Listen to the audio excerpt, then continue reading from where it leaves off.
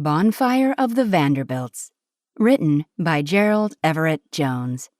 Narrated by Rebecca Roberts. Monday afternoon, September 6th, 2010, Los Angeles. "Turn around," Maggie said. "Tell me what you see." Grace thought it was a joke, that a museum guard would be standing behind her making rabbit ears over her head. She didn't know what. What she saw instead was the painting, as she would come to call it. Because from this day forward, this image would define her life. Julia Stewart's The Baptism stretched along the wall behind her. More than 6 feet tall, nearly 10 feet wide, it depicts a family in a Victorian drawing room. In fact, it has 21 individual portraits. The event is somber and elegant. A priest standing in front of a young couple, the wife holding a newborn. Men in suits, women in silks and satins. Off to the left, a preteen girl holds a rag doll at her side.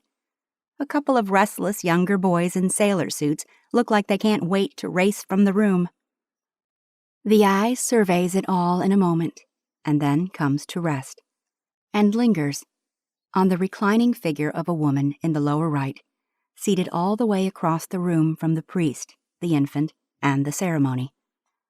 A fur-lined lap robe thrown over her legs, the woman is dressed in her peignoir, as if she were permitted out of bed just long enough to witness the event. Her eyes are heavy-lidded, her face is ashen. And with one hand, she limply clutches a small bouquet of violets in her lap. Violets, a symbol of death. The woman's eyes are focused on the baby. Not just focused, fixated. People surrounding her aren't as interested in the ceremony.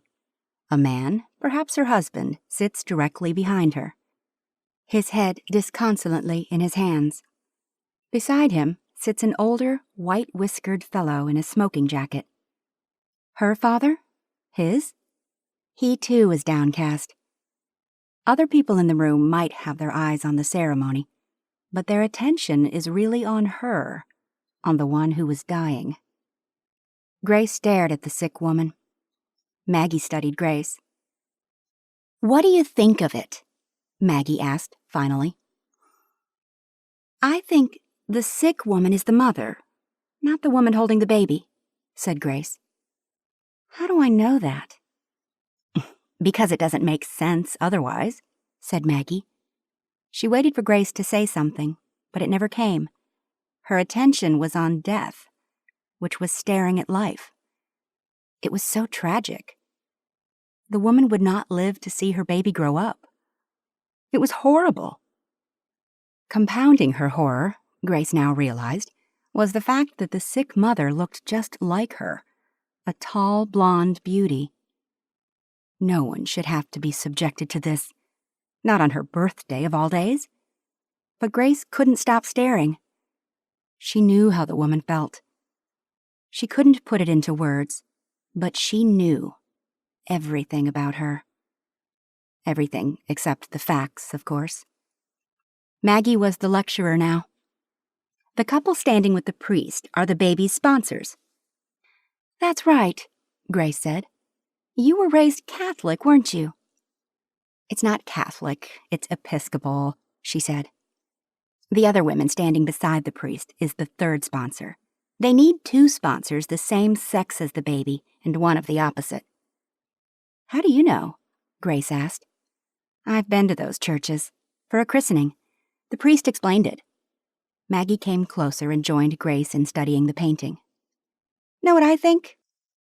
I think her husband is cheating on her, and she knows it." "It's killing her," Grace agreed. Maggie studied Grace, who gave her no visible reaction. There was another long pause, but Grace didn't find it uncomfortable. She was busy, not thinking, just occupied, the way a cat could study a mouse or a 3-year-old could watch television. Gerald Everett Jones is the author of the art history novel Bonfire of the Vanderbilts. The first book in his new mystery series is Preacher Finds a Corpse. He's also the host of Get Published Radio. Find help for self-published authors and free podcasts at getpublishеdradio.com.